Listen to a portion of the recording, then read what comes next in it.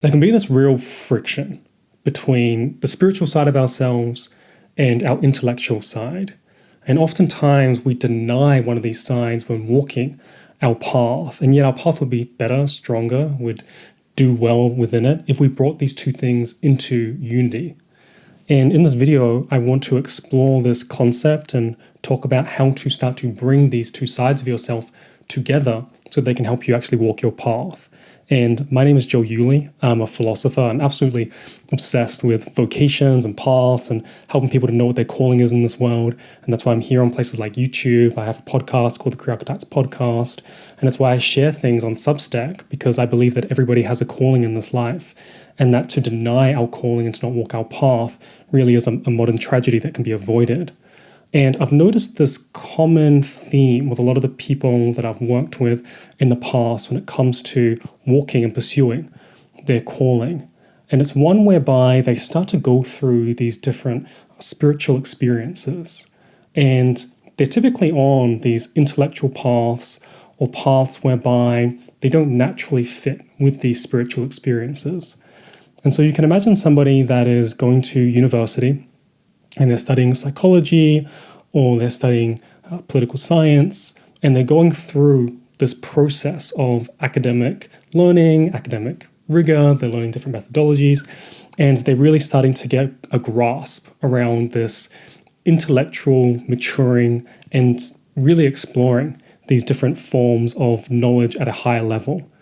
And they're gaining these different forms and these different knowledge models in their mind. And oftentimes what ends up happening is that they start to feel as though, like, whilst this is really interesting, whilst this gives different sparks of awareness and insight, it's lacking something deeper. It's lacking something underneath. And what it's often lacking is this sort of spiritual maturation, this ongoing unfolding of the self. And because this part is missing, there's this deeper yearning or this deeper craving for something more, which often turns into them exploring that moreness in areas outside of these more academic institutions. That's not to say that certain academic institutions don't explore these different things in an experiential way, but oftentimes they're more intellectually grounded. And because of this natural movement outside of these rigid domains, they end up having these experiences outside of them that open up sparks of like, whoa, I didn't even know that this was possible. This has changed my worldview. This has changed my reality. And they then have to come back into these institutions post these experiences, post what some might call as their spiritual awakening, and have to start to reconcile these two things, these two sort of beasts, the spiritual side of themselves and the intellectual side of themselves. And that tension and that friction can cause a real challenge within, and ask them, hey, how much of this stuff do you want to bring in? Because if you start bringing in this experiential knowledge, then some people are going to say like, hey, you can't do that. Hey, this is actually isn't for this type of coursework, and you can't actually walk a path whereby you're able to stand on pure experience. And you have to instead walk the path in a way that where everybody is sort of on board, there's some sort of group consensus. And so there is this sort of dance. Now, there's more to it than that, but there's this friction between the intellectual side and the spiritual side. It's not only in the world of academics. You can also find it outside of it, whereby, let's say, for example, someone is running a business, and they're running a business and they're primarily maybe like a consultant or a knowledge worker here, and then they start to have spiritual experiences. And these spiritual experiences that come on in start to influence them in such a way where they're thinking like, hey, do I start to bring this into my practice? Do I start to bring this into my work? Because if I do, then I know that I'm naturally going to isolate some other people who don't believe in this stuff or think that it's kind of out there and therefore start leaving me. And there's, once again, this friction between the spiritual side of themselves and this intellectual side of themselves. We can also say that this side of themselves is connected to sort of an old form of theoretical knowledge as well, but there's this friction going on. And so I see this a lot of the times where people are having this kind of, hey, do I bring this in or do I keep it out? And if I do keep it out, well, how do I nurture the side of myself? And this conversation is one whereby we need to go a level deeper. And so the level deeper that I want to take you down is there are parts of yourself that you know that you need to nurture. There are parts of yourself that you know about, that you're aware about, and so you know that you need to nurture these parts of yourself. Then there are parts of yourself that you don't know about. You're totally unaware about it. You don't know this about yourself yet. You don't know these aspects of yourself. Your life hasn't fully unfolded to a point whereby you can pinpoint, like, oh, I'm actually like this, or I actually start to get into this different topic. I didn't know that I was going to start getting into knitting, or I didn't know that I would want to be seen in the spotlight or be a leader in the world.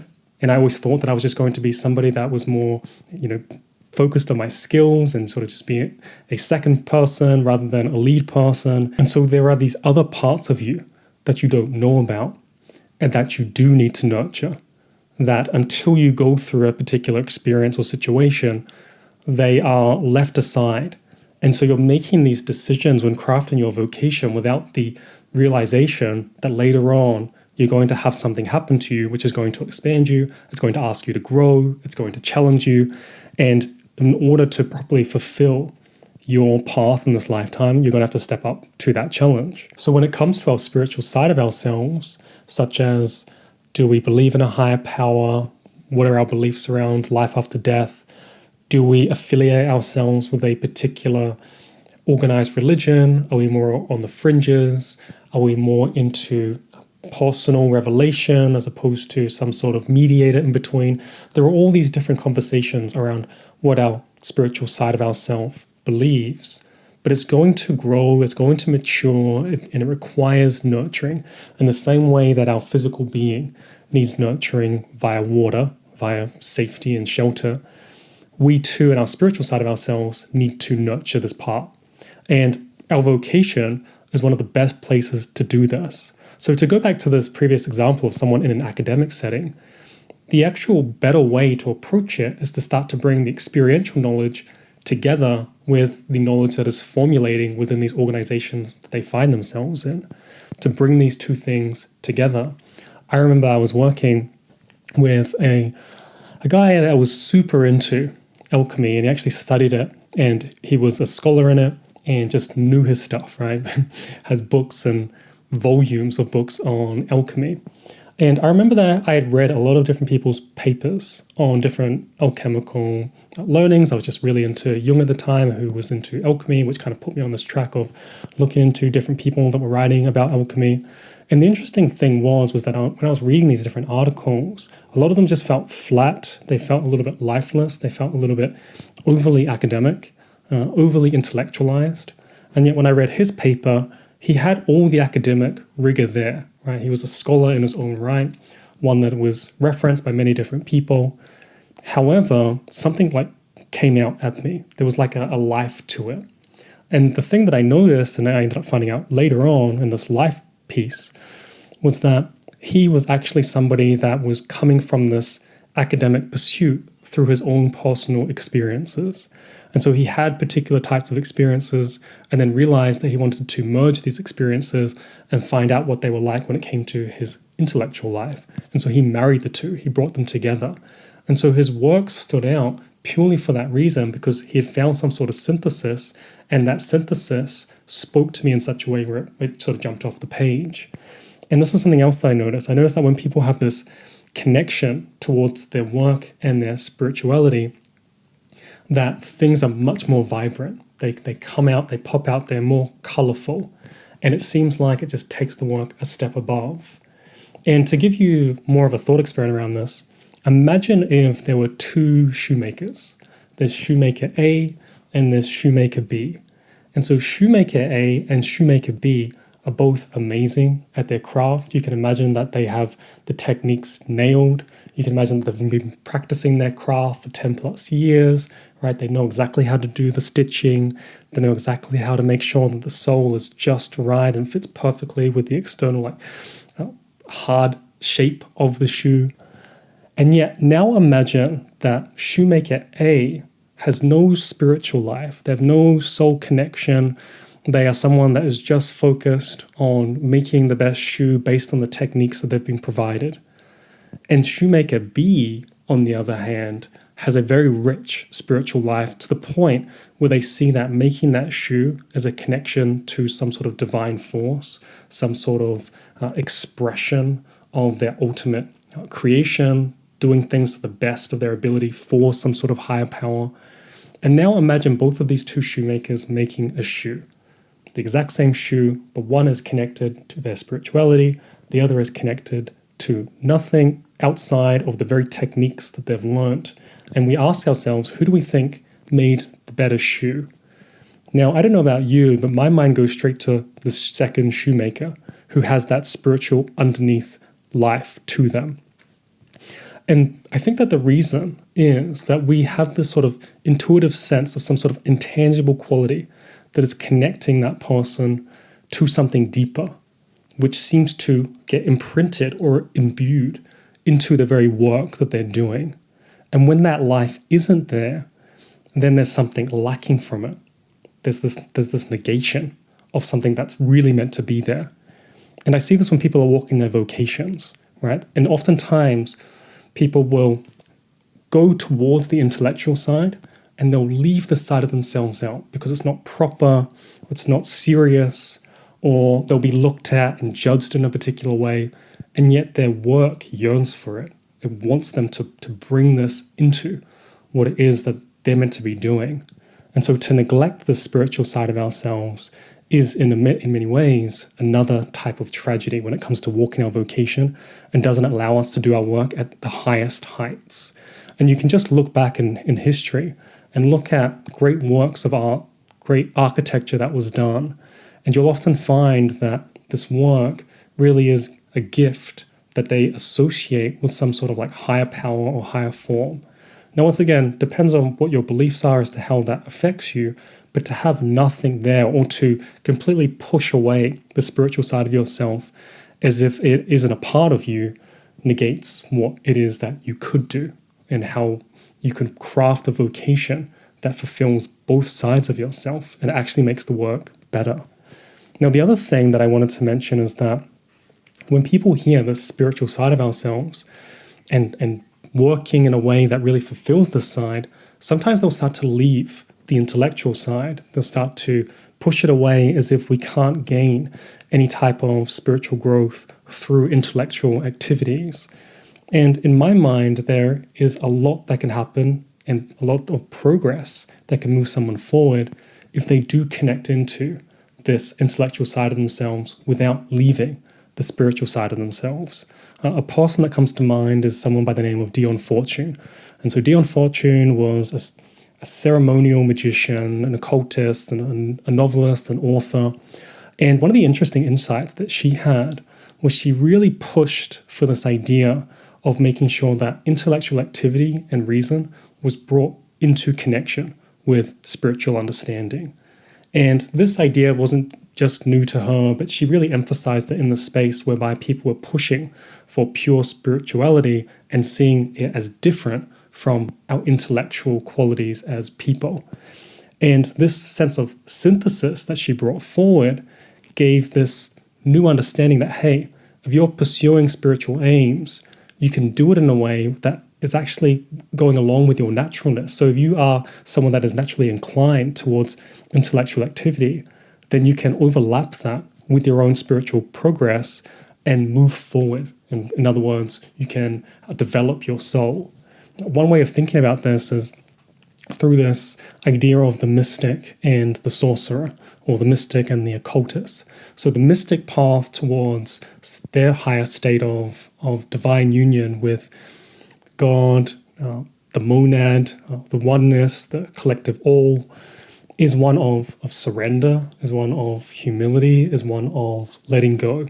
So the mystic wants to let go of things and come into a divine state through that letting go and that sense of not quite detachment, but freedom with a sense of liberation through different practices. They're not intellectual practices.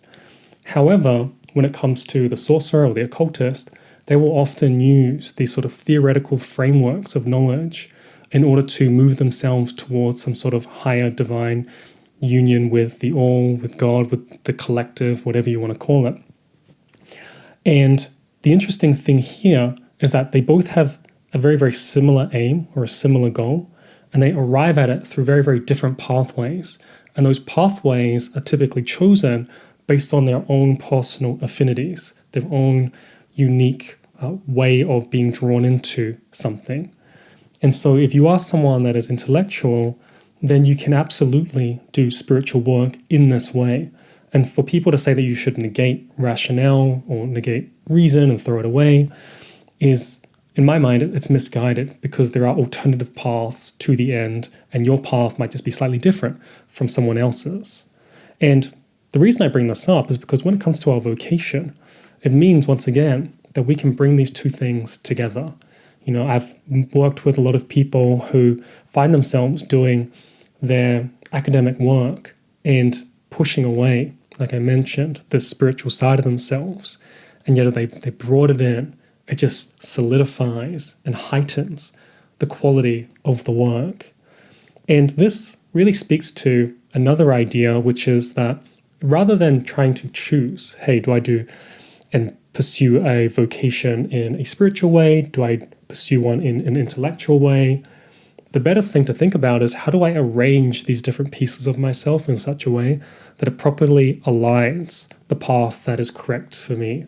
So if we think about someone that is really intellectually driven, oftentimes they will have their intellect as the base foundation, meaning that they put everything through the intellect, and everything is provable or falsifiable based on the intellect, rather than putting their spiritual life at the basis and allowing their intellectual life to sort of help to flourish whatever the environment is that their spiritual life is or has shown them in the past.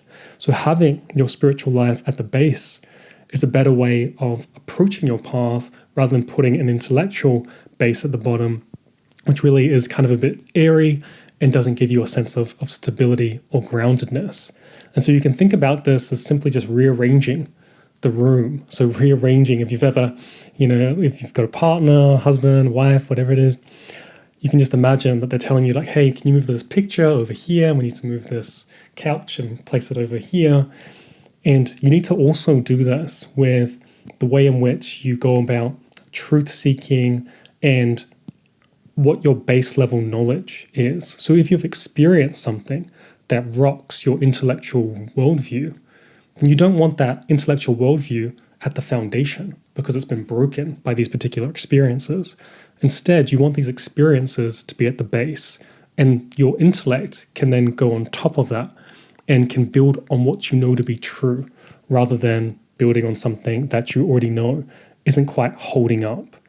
And this can help you, once again, with your vocation by making sure that you've rearranged everything in such a way that you're standing on solid ground, not solid intellectual ground, but solid experiential ground. I mean, that is much more connected to a deeper inner knowing that allows you to move forward.